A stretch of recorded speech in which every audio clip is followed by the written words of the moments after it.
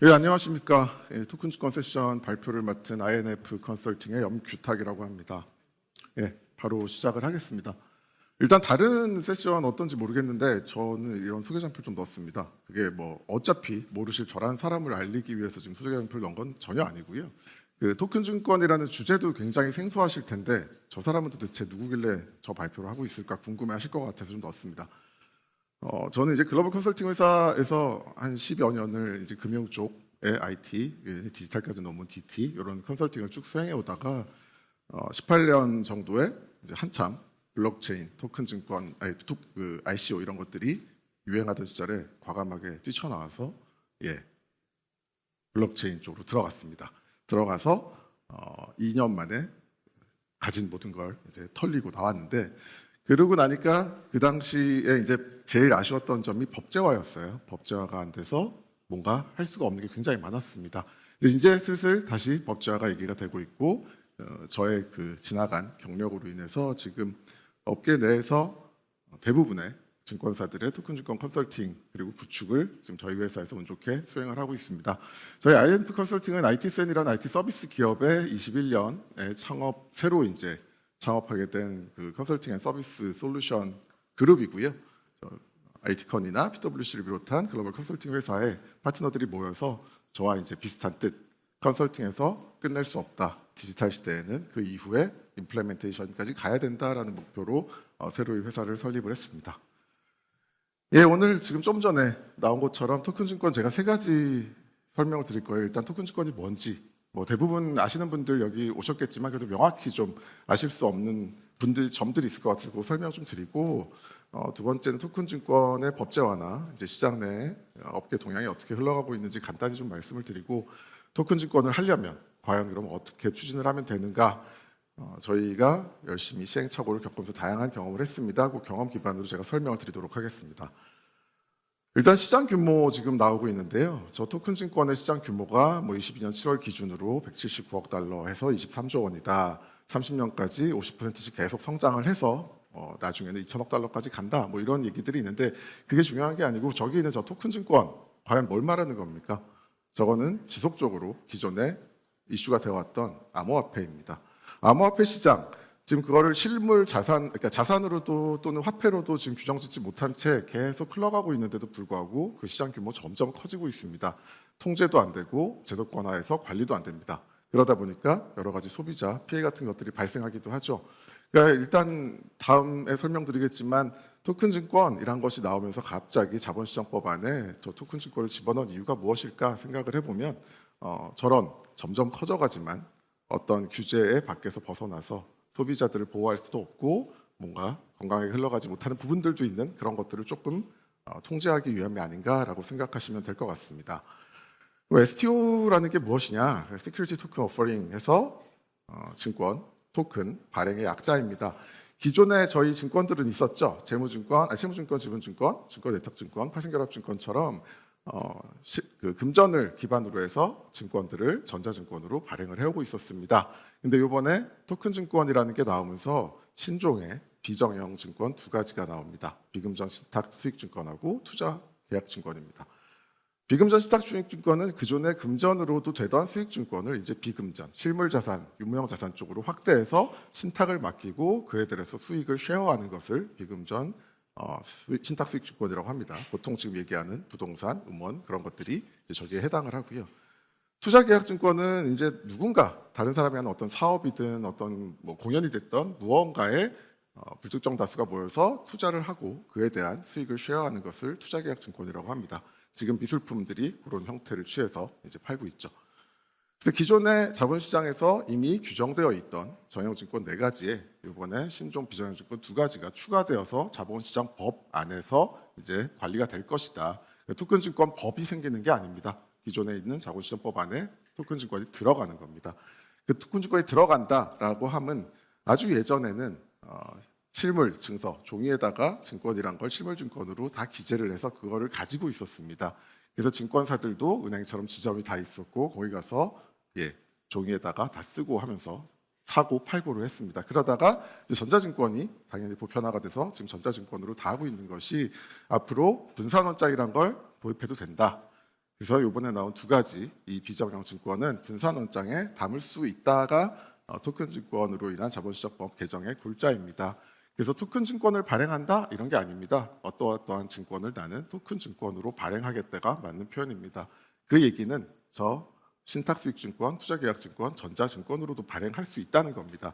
다만 이제 저희가 이 토큰 증권하고 계속 같이 얘기가 되는 게 이제 조각 투자라는 것인데 그 조각 투자라는 게 분산원장에 담기지 않고는 굉장히 불편한 점이 있습니다. 그래서 분산원장에 담기기 때문에 기존의 ICO로 대변되던 그런 조각 투자가 이제 들어올 수 있게 된 것이고, 그래서 정확한 표현은 저 두 가지 신탁수익증권과 투자계약증권을 토큰 증권으로 발행한다라는 표현입니다. 간단히 그냥 비교해드리면 STO는 기존에 있던 IPO 기업의 상장과 ICO 그리고 백서를 가지고 뭔가 사업자금 모으는 ICO의 중간 정도의 형태라고 보시면 되겠습니다. 그래서 기존에는 ICO가 법 안에 들어가지 못해서 투자자의 권리나 법률이나 투자자 보호 같은 것들을 다 지키지 못했다면 STO는 그것을 다 해내기 위해서 법의 테두리 안으로, 제도권 안으로 그걸 가지고 왔다 정도로 이해를 하시면 됩니다. 구체적으로 어떤 일들이 벌어지느냐? 일단 왼쪽에 보시면 그 카카오 엔터프라이즈 하에 요즘은 레이블로 이제 다 그 아이돌 그룹들을 만들지 않습니까? 그래서 새로운 아이돌 그룹이 예를 들어 카카오 엔터에서 나온다고 예를 들어 가정을 해보겠습니다. 그러면 팬덤은 굉장히 일찍 형성이 됩니다. 그 그룹들이 아이돌 연습생이던 시절부터 이미 팬들이 존재하고 아이돌 그룹으로 나온다고 이제 소문이 나면 굉장히 많이 반응들이 있죠. 그러면 지금 현재는 새로운 레이블이 나오고 새로운 아이돌 그룹이 나오면 그 모그룹에 투자하는 방법밖에 없습니다. 네, 그럴 때는 자회사 할인 같은 것들로 인해서 온전하게 우리가 바라는 나의 최애 아이돌에게 우리의 투자금이 전달이 되지 않겠죠. 그런데 토큰 증권이 되게 되면 그럴 필요가 없습니다. 기존에 저희가 주식을 상장을 해서 주식으로 투자자를 모집하고 자금을 모으기 위해서는 사업을 분할하고 그걸 또 따로 상장하고 주식을 발행하고 하는 것들이 필요했는데 토큰 증권이 되게 되면 그럴 필요가 없이 하나의 그룹을 만들 때 애초에 토큰 증권으로 발행할 수도 있고 그들의 노래 하나를 발행할 수도 있고 아이돌 한 명을 토큰 증권으로 발행할 수도 있습니다. 그런 것들이 가능해지는 게 일단 토큰 증권의 첫 번째 예시이고, 두 번째는 제주공항 주차장을 예를 들어놨는데 제주공항 주차장이 굉장히 방문객들이 많아서 수익이 엄청나게 납니다. 근데 그 제주공항 주차장의 가치라는 것을 저희가 발견하기 위해선 실제로 PE에서 투자를 받아서 저 주차장을 파는 수밖에 없습니다. 그렇게 해서 한번 일회성으로 가격이 발견이 되고 그 투자자들은 일정하게 정해져 있게 되죠.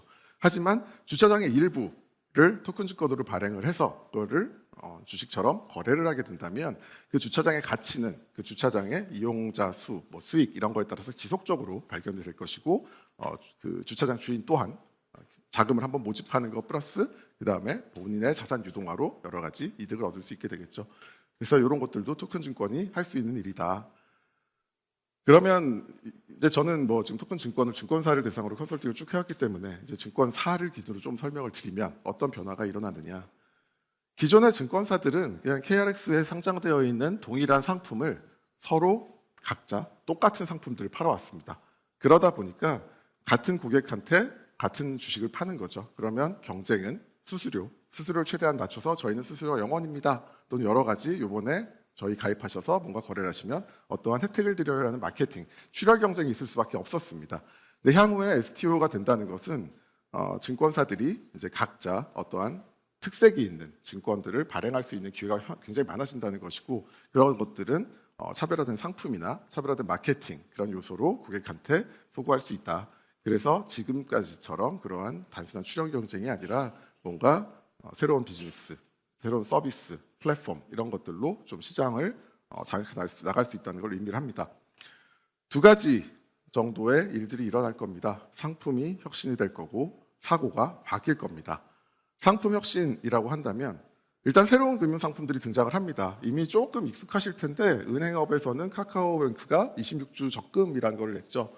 기존의 적금은 무조건 1년 단위라는 것들을 과감하게 깨버린 게 카카오의 26주 적금이었습니다.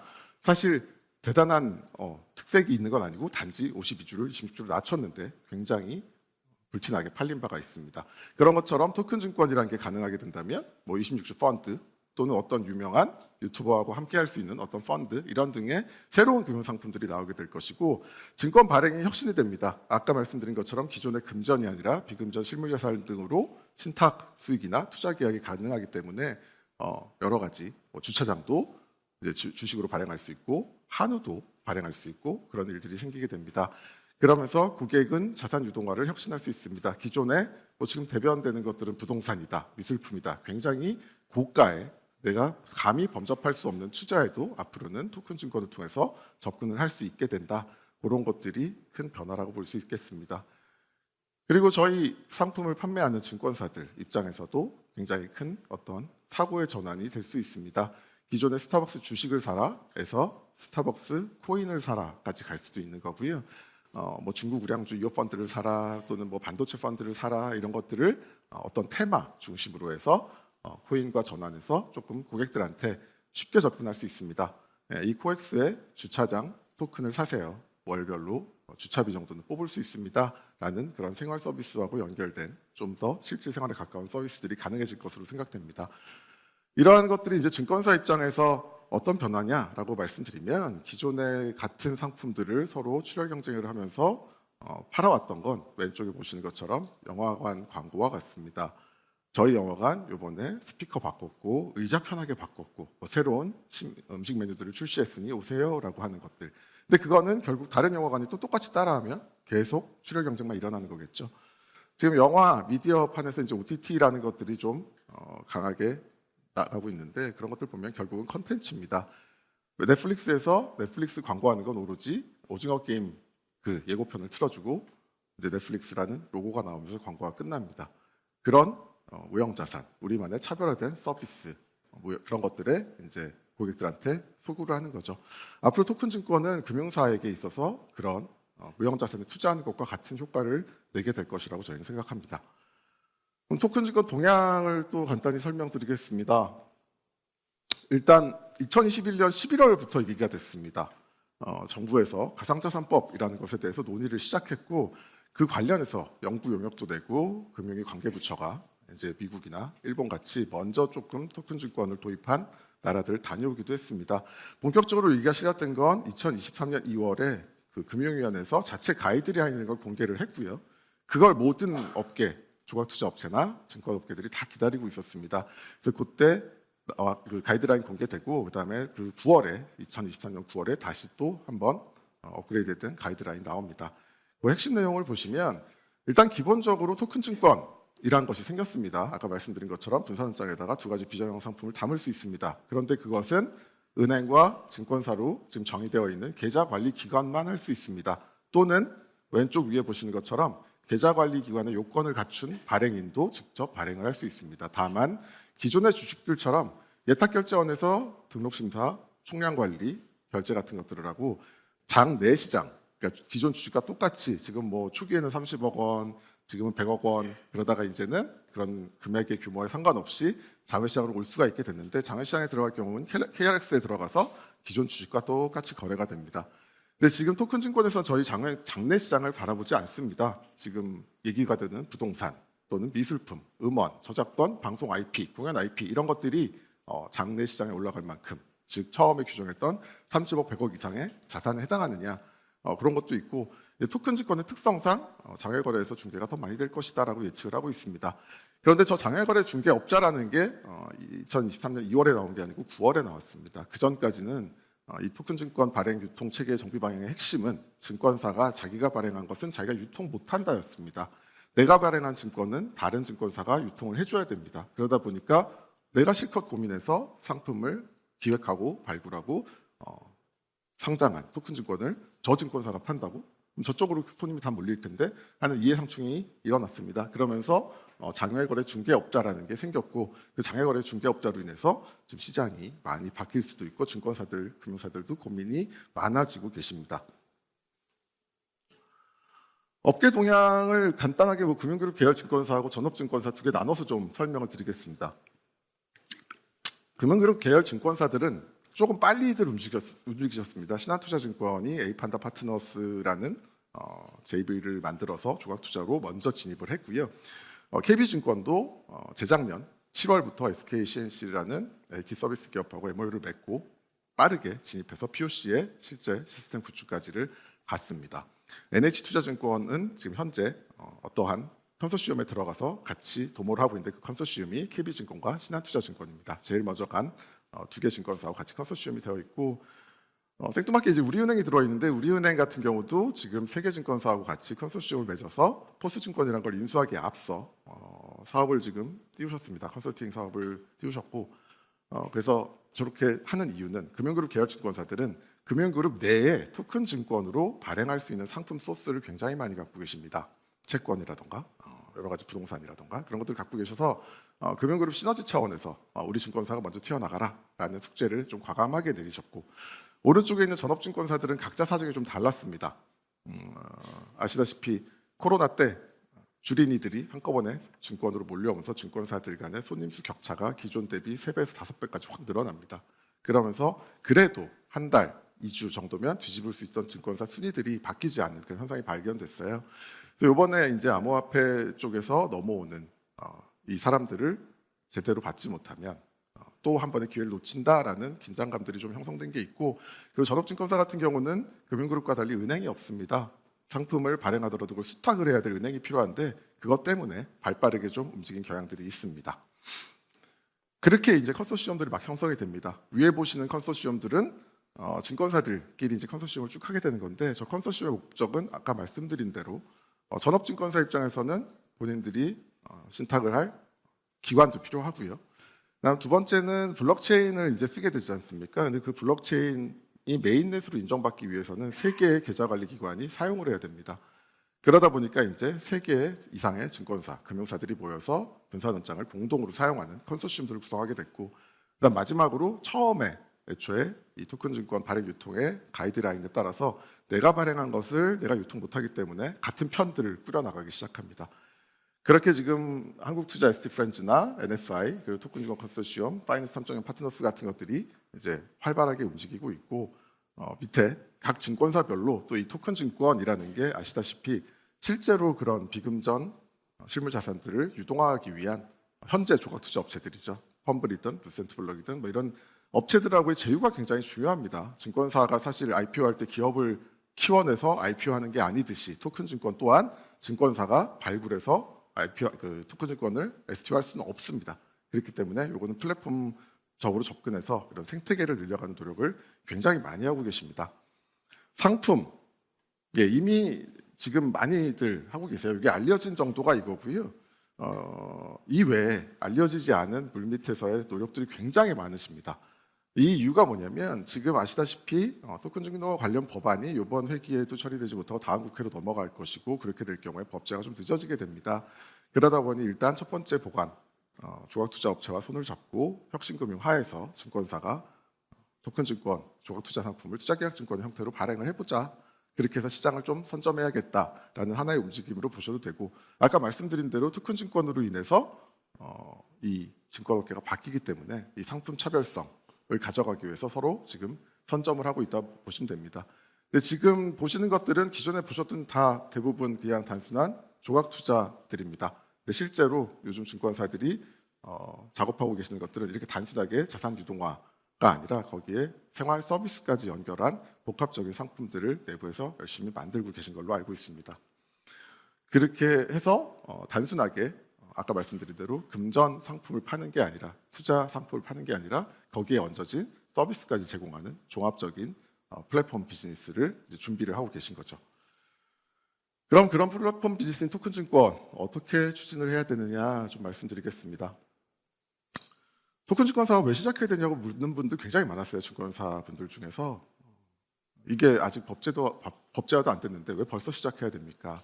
오른쪽에 보시는 게 가상자산, 디지털 자산으로 이제 대변되는 지금 현재 돌아가고 있는 비즈니스입니다. 가상자산 거래소가 있고요. 그것을 커스터디하는 업무가 있고 이제 한국은행 중심으로 추진하고 있는 CBDC가 있습니다. 저런 것들을 이제 가상자산법이라고 해서 작년 6월에 이제 규정을 내린 거고요. 그걸로 인해서 저 빨간색처럼 기존의 제도권 밖에 있던 디지털 자산이 이제 제도권 안으로 들어오는 저희는 시발점이라고 봅니다. 그래서 저 마중물 역할을 하는 토큰 증권을 가지고 시장에 들어가서 디지털 자산 시장으로의 교두보를 마련해야 합니다 저희가 지금 금융사들이 토큰 증권을 해야 되는 이유라고 말씀을 드립니다. 그런데 그 토큰 증권 그냥 단순하게 아까 말씀드린 것처럼 분산원장에 담을 수 있는 비정형 상품 2개가 추가된 거냐? 아닙니다. 실제로 증권사에서 이 토큰 증권의 도입을 위해서 컨설팅을 하거나 구축을 하다 보면 전체 업무를 다 건드립니다. 토큰 증권을 발행을 해야 되고요.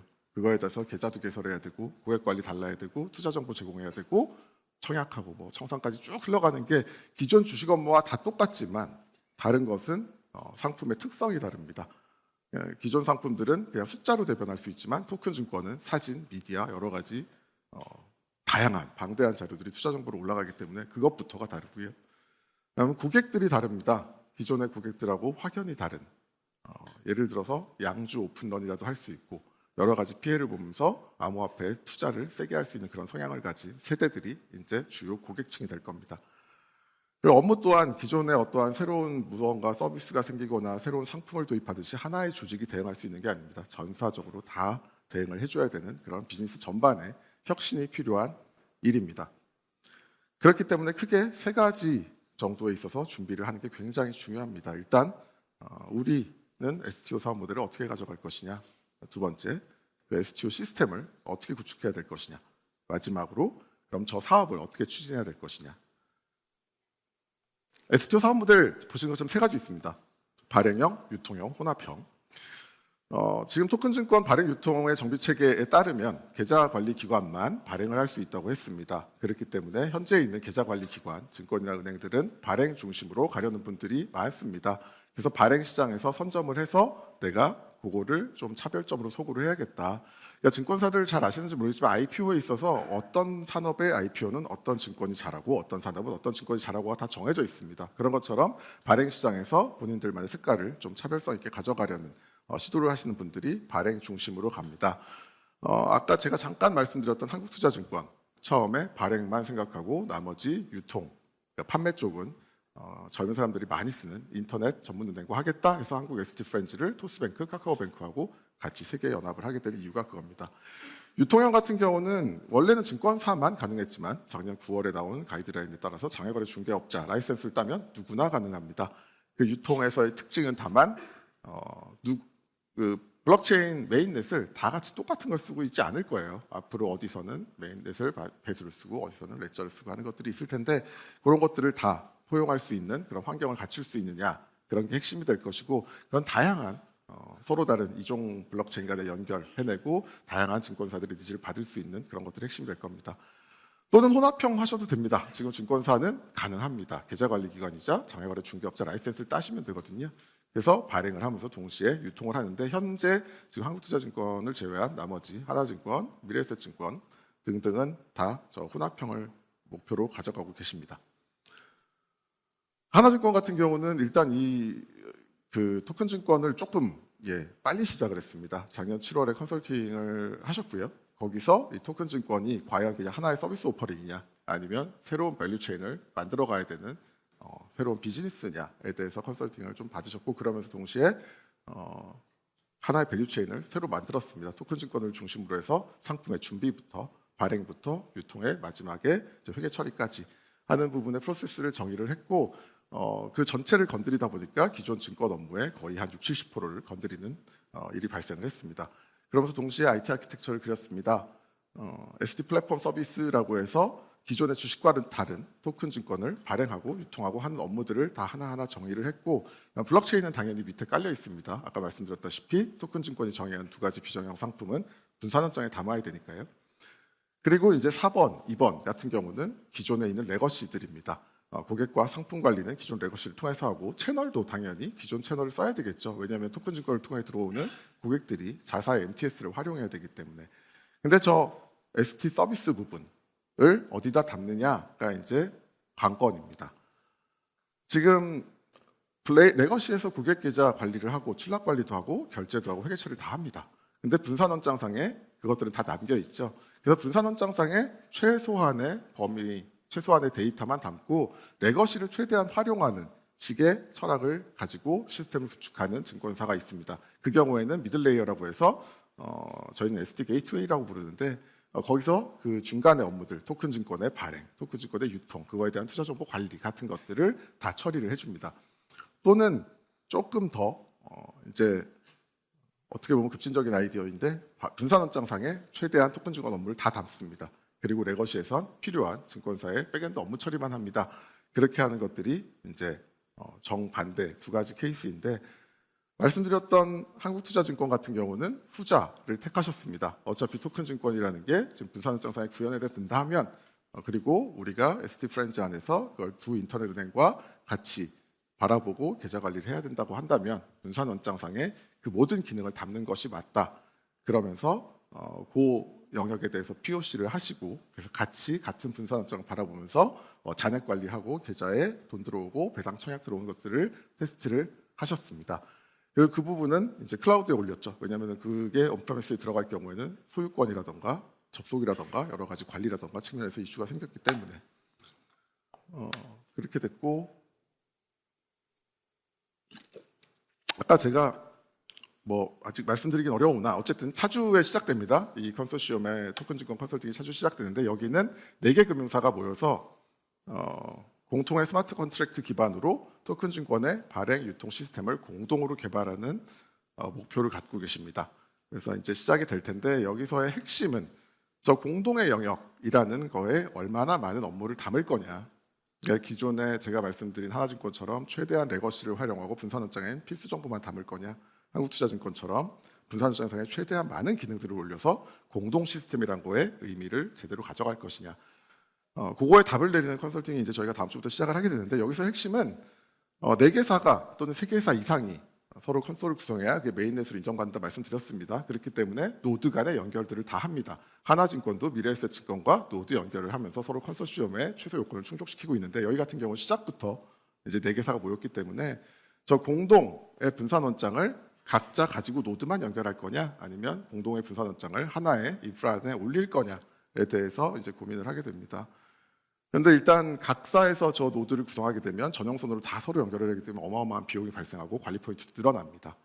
그런데 그 공동의 분산원장을 한 군데에 올리게 되면 그럼 또 어디에 올릴 거냐라는 문제에 있어서 클라우드를 쓰면 되는데, 그랬을 경우에 한 가지 문제는 저거의 소유자는 누구냐, 관리는 어떻게 할 거냐, 4개 금융사가 그 책임을 어떻게 나눌 것이냐라는 숙제가 남습니다.